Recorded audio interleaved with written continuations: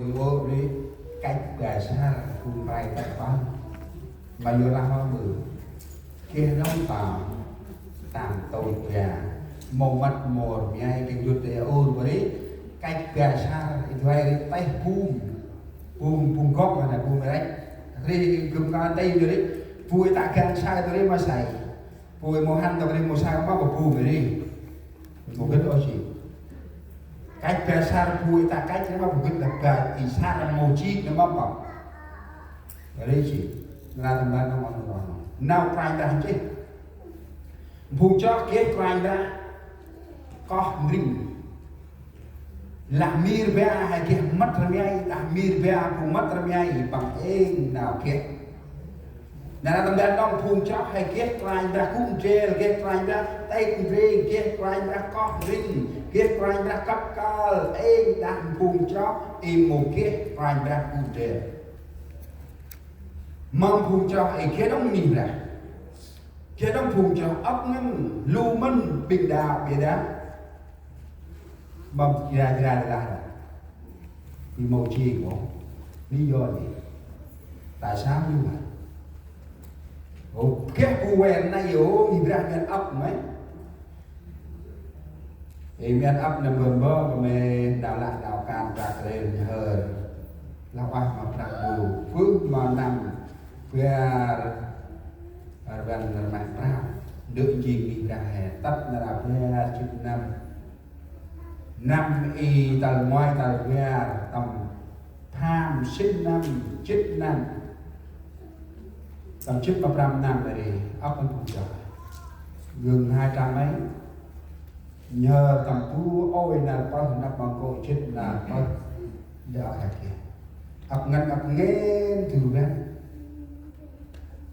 có thể ăn tam là ăn lâu ăn một vài ra ngân nghiến tập thì đòi đồng hè một kiếm để mừng riêng mà cho ai nhìn ra lúc cũng cho riêng mà trong ai nhìn ra ta chỉ vô biết học làm cái này lúa ôi hay kia rạc nhờ nay chỉ nó bù im play tổng thành kita biarkan Ramadan turban học nan ôi là ôi nó bự anh ấy kít nan quay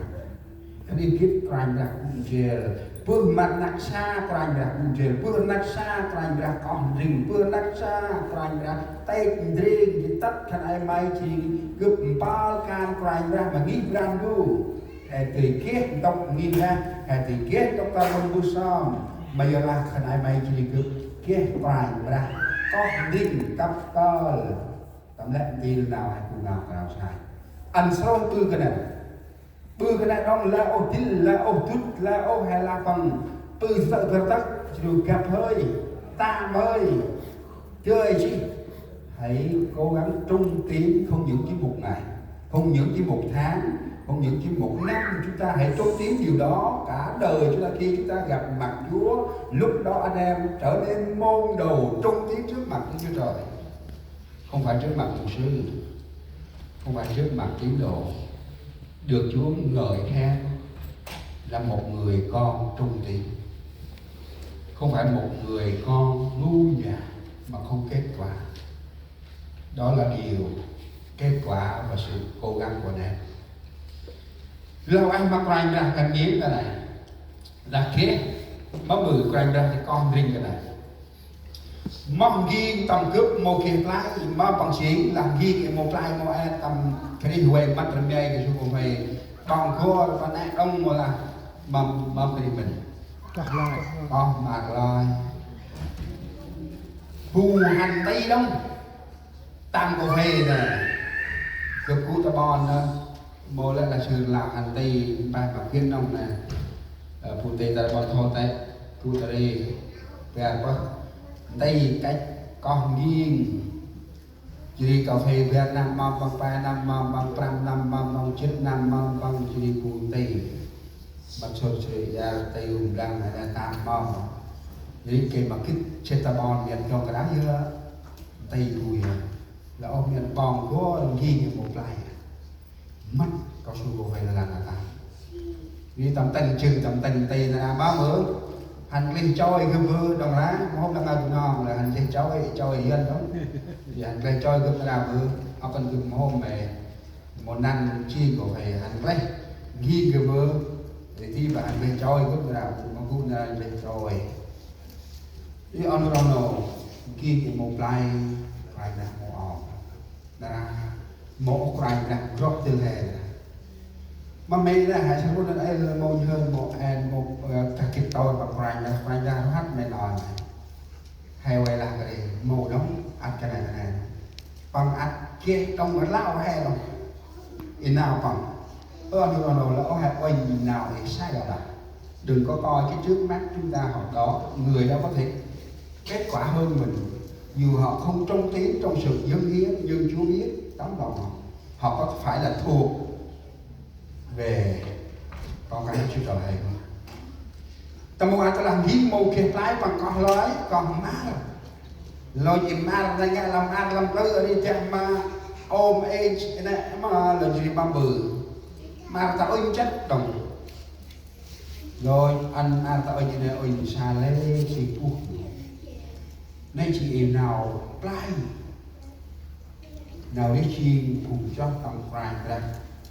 là đi một cái play prime ra mong mà có nên anh hay chiên cùng cho mà prime ra anh hay chiên cùng cho cái play một cái đồng thôi cái má ít có vinh này cái mà cái play bôi mà là anh em làm việc anh em không bao giờ muốn thu nhập thấp cuối tuần anh em thường muốn lấy check có thể là nhiều mới vui nếu mà làm đúng 5-6 ngày chỉ có 200 thôi còn bao nhiêu ngày tiền tôi ở đâu anh em không bao giờ yên được điều đó tuy đông là một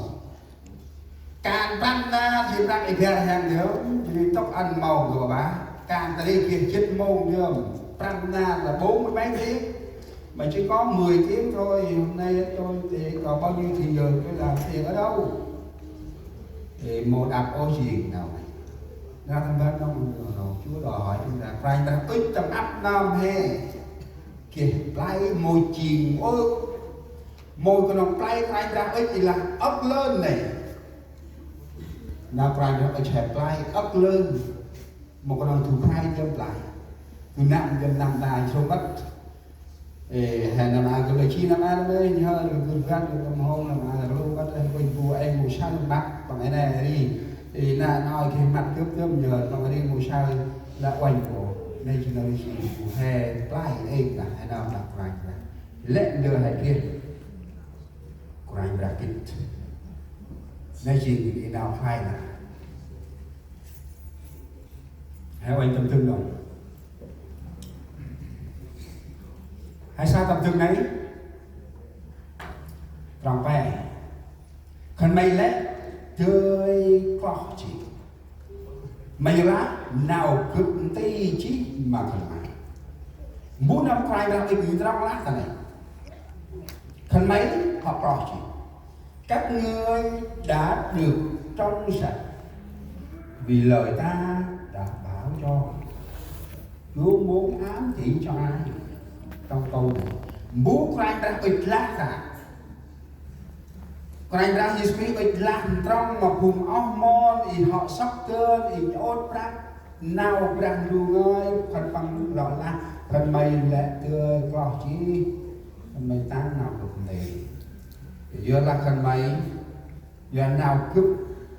đây chi mà phần mày tăng chi phần mày cướp chi phần mày cái từ bằng gì thì tập trung ăn được là chỉ là cái áo cùng hormone transpit chưa cứ chim cuốn có quay chỉ đi quét cái nào rằng đuối mình là cân bằng giấc nào rằng ngơi chỉ đi sốc trên nào ngơi đấy tầm nào đi chiến